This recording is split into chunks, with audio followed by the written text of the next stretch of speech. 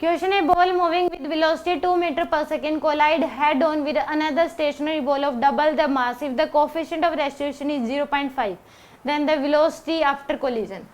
तो यहाँ पे मोमेंटम कंजर्वेशन हम लगा सकते हैं कोलिजन में, तो P initial equal to P final.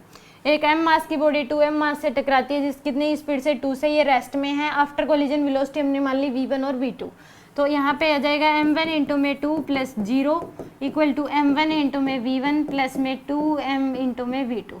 तो यहाँ से ये m ही है, आ जाएगा m से m क्या कर दो कैंसिल आउट, तो 2 इक्वल टू आ गया v1 प्लस में 2v2 के बराबर। एक इक्वेशन ये आ गई।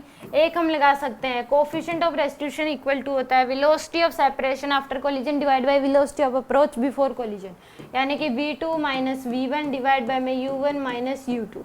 तो यहाँ पे e की वैल्यू 1/2 है equal to v2 minus v1 divide by में u1 की वैल्यू 2 माइनस u2 की वैल्यू क्या है 0।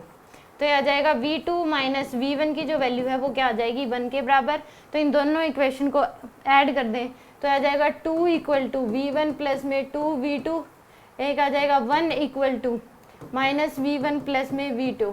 तो यहाँ पे ऐड करेंगे कैंसिल आउट, 3 इक्वल टू क्या आ जाएगा 3v2, तो v2 की वैल्यू आ जाएगी 1 मीटर पर सेकेंड, और v1 की वैल्यू किसी भी इक्वेशन में पुट कर दो, यहाँ पुट कर दो, तो v2 minus v1 equal to क्या है 1, v1 की value 1 minus v1 equal to 1, v1 की वैल्यू क्या आ जाएगी 0, v1 की वैल्यू क्या आ जाएगी आपके पास 0।